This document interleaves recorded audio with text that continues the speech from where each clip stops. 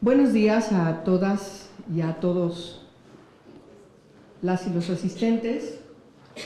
Las niñas y los niños tienen derecho a ser felices desde ahora. ¿Qué es lo que nos dice esta consigna que al paso de los años ha venido deconstruyéndose en primerísimo lugar para incluir a las niñas? Quien originalmente concibió esta frase escribió un libro que en su época fue emblemático, La Edad de Oro, José Martí, y él decía en su pequeño libro que el niño tiene derecho a ser feliz desde ahora. Es decir, nos llama la atención a que no pensemos, que también es un asunto cultural muy arraigado, que lo que hoy hagamos va a servir para el futuro de las niñas y los niños. La importancia de que situemos a las niñas y a los niños en el momento actual, cualquiera que sea su edad, cualquiera que sea su circunstancia, cualquiera que sea su estatus desde el punto de vista económico, cultural, social, nos llama la atención a que configuremos a la niña y al niño en su presente. Y, sobre todo, como es el tema que hoy nos ocupa en este foro, reflexionemos en qué es lo que está viviendo, cómo está viviendo o cómo está sobreviviendo la niña, el niño, donde quiera que se encuentre, las niñas y los niños, este mundo infantil que es uno solo y que por supuesto nos preocupa, nos conmueve, nos remite a dar respuestas a veces inscritas en la filantropía gubernamental, a veces pues porque nos dan lástima o porque algo hay que hacer, porque están allí de repente en una situación de una gran vulnerabilidad y pareciera que no podemos permitirlo que esté en esa situación, cualquiera que sea la situación de ese grupo, pequeño grupo social de niñas o de niños o de ambos, y que en el caso de quienes estamos en los espacios de poder, seguimos, insisto, actuando desde la filantropía gubernamental, lo cual es algo totalmente contrario. La filantropía tuvo un sentido de ser hace muchísimos años. Yo creo que la discusión más importante para empezar a distinguir a la niña y al niño como una persona humana se da de manera formal en 1924, cuando en Europa se empieza a constituir una organización no gubernamental, fue la primera, Save the Children, y su fundadora, desde entonces, lanza un clamor en una declaración que después fue integrada por la Organización de las Naciones en la primera declaración sobre los derechos del niño, la de 1924, que se conoce como la Declaración de Ginebra. Una frase distinguía en aquel entonces a esta declaración: los gobiernos hemos hecho lo insuficiente a favor de niñas y niños. Ya empezamos a partir de esta declaración a entender que las niñas y los niños dependen totalmente de las y los adultos, que las niñas y los niños en sus distintas edades son personas que requieren de una gran protección, porque no pueden sobrevivir solos, porque su futuro es tan incierto como su presente, y entonces es responsabilidad de los estados, de las naciones, el que se garantice una situación distinta a la que entonces se estaba viviendo en el mundo. Ya empezaban por el crecimiento de las industrias, por la entrada a una nueva etapa en el mundo, por la incursión de las familias rurales, campesinas, a las ciudades en búsqueda de trabajo, en la industrialización, en buscar mejores condiciones de vida, pero también junto con el crecimiento poblacional, las niñas y sobre todo los niños empezaban a verse en las calles de las grandes ciudades. ¿Cómo? Como pordioseros, niños en situación de abandono, pequeños infractores, robaban justamente para poder sobrevivir, niños que reaccionaban desde la condición de género, está totalmente analizado. Hay un diagnóstico muy importante que distingue por qué el niño fue el primero en el hogar de salir fuera de sus hogares a buscar otras condiciones de vida distintas a la violencia que vivía en sus familias, y por qué las niñas se seguían quedando en sus hogares, en sus casas, también desde el punto de vista del estudio de género, desde la perspectiva de género, entendemos por qué las niñas sí se quedaban en los hogares a sufrir, a seguir siendo sumisas, a padecer la violencia familiar, mientras que los niños reaccionaban y se huían de sus casas. Esos niños empiezan a aparecer. Yo lo menciono porque el tema que hoy nos ocupa, la discriminación múltiple, justamente a finales del siglo XVIII y sobre todo el siglo XIX, estas circunstancias de niñas y niños en ese tipo de situaciones va creciendo, insisto, en las grandes ciudades, y se van comenzando a crear las instituciones que empiezan a integrar pequeños reformatorios, pequeños tribunales, pequeños albergues que empiezan a integrar estos niños que se encontraban en situación de abandono o como primo delincuentes. La institucionalización a principios del siglo XX es un verdadero problema, y entonces el mundo por fin, las naciones en el mundo por fin empiezan a preocuparse de la situación de las niñas y de los niños. Muchos años pasaron, la Segunda Guerra Mundial,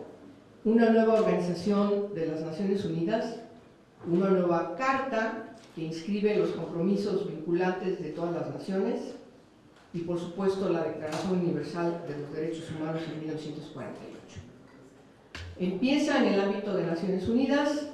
una serie de tratados internacionales muy importantes. Encontramos un principio fundamental de no discriminación por la condición de género, de sexo. Al principio así se mencionaba, después fue cambiando a género, y por supuesto la discriminación por condición de edad. No teníamos en el mundo un tratado específico que nos visibilizara la magnitud de los compromisos que debiesen tener esos estados que reconocen públicamente sus fallas de no haber hecho lo suficiente en 1924 y que hicieron un intento de reconstruir 10 principios rectores de los derechos en la Declaración de 1959, la Declaración sobre Derechos del Niño de Naciones Unidas, pero que sí seguía siendo un documento, si bien muy importante, todavía no vinculante para los estados en el mundo. La declaración fue un documento muy importante porque se empieza a hablar ya de los derechos, no la protección de niñas y niños, sino la protección de los derechos de niñas y niños. Se empiezan a distinguir en estos 10 derechos, derechos fundamentales, empezando por el derecho a la identidad, que quiere decir, se nace con un nombre, tienes derecho a tener los apellidos de tus padres, de tu madre, de tu familia, y por supuesto una nacionalidad, es decir, existir jurídicamente. y de ahí todos los demás derechos inscritos en estos 10 principios. Pero era una declaración.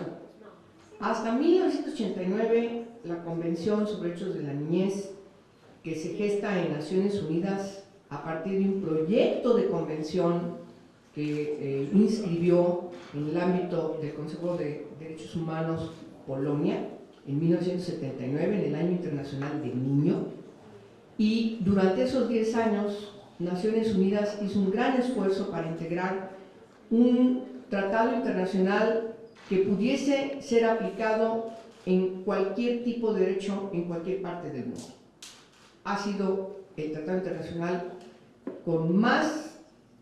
apoyo que ningún otro en el momento en que se abrió a su inscripción, a su adhesión, y por supuesto hoy es el tratado internacional que tiene más adhesiones en el mundo. Solamente falta un solo país en el mundo para que este tratado internacional sea un tratado universal.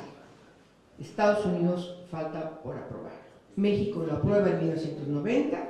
unos meses después de que se haya aprobado en Naciones Unidas, y el mundo cambia. El mundo de la infancia cambia y, por supuesto, desde entonces seguimos trabajando en todos los países para que todos sus preceptos sean inscritos en todos los ámbitos. En el Poder Ejecutivo también, en los 3 órdenes de gobierno, en el caso de México, en el Poder Legislativo, diseñar todas las leyes que se necesitan diseñar para ir acordes a la Convención, y en el Poder Judicial, que nos hace falta mucho trabajar. Recién tenemos apenas algunas buenas experiencias de jueces que amparan a niñas y niños, ya no a través de sus padres o tutores o custodios, sino les otorgan, les reconocen personalidad jurídica. Eso es muy importante. Como lo vamos a ver más adelante, sobre todo el caso del acoso escolar. Hoy, en México, tenemos un gran pendiente. Hemos avanzado en reformas a la Constitución, en una ley de protección de los derechos de niñas, niños y adolescentes, pero nos hace falta dar el gran paso para constituir un sistema que garantice integralmente los derechos humanos de niñas, niños y adolescentes, todas las personas menores de 18 años de edad.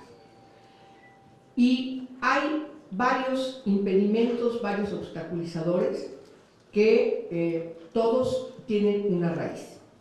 la voluntad política o la falta de voluntad política de quienes llevan la conducción de los asuntos de gobernanza,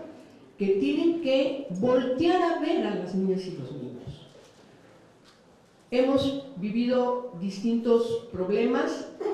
últimamente que denotan, así como en 1924, que lo que hemos hecho en México ha sido insuficiente. A pesar de que tenemos reformas a la Constitución donde los reconoce a las niñas y niños como sujetos de derechos, seguimos encontrando diversas situaciones de gran discriminación, y niñas y niños siguen siendo discriminados de manera múltiple. Una sola forma de discriminación abarca a otras formas de discriminación. Hoy las vamos a visibilizar, vamos a enfocarnos en distintos aspectos particulares, componentes, hombres y mujeres de primer nivel, que cada uno va a venir aquí, a este foro, y va a tocar un tema. Y cada uno de esos temas nos van a reflejar la importancia de que ya en el legislativo nos pongamos a trabajar en el diseño de esta ley que garantice este sistema de protección integral de los derechos humanos de niñas, niños y adolescentes. Porque, insisto, a partir de muchas cuestiones que observamos en nuestro país, pareciera que hemos hecho lo insuficiente. Todavía sigue permeando esta actitud de compasión que los ve como: ay, pobrecito niño, pobrecita niña, entonces hay que llevarlo a alguna institución para que no ande allí. Igual que a finales del siglo XVIII, en el siglo XIX, afeando las calles, cometiendo algunos pequeños hurtos, sobreviviendo y en muchísimos casos no les queda de otra siendo incorporados a las bandas de delincuencia común, pero también, como hemos observado en los datos en nuestro país, incorporados antes de que cumplan los 18 años a la delincuencia organizada.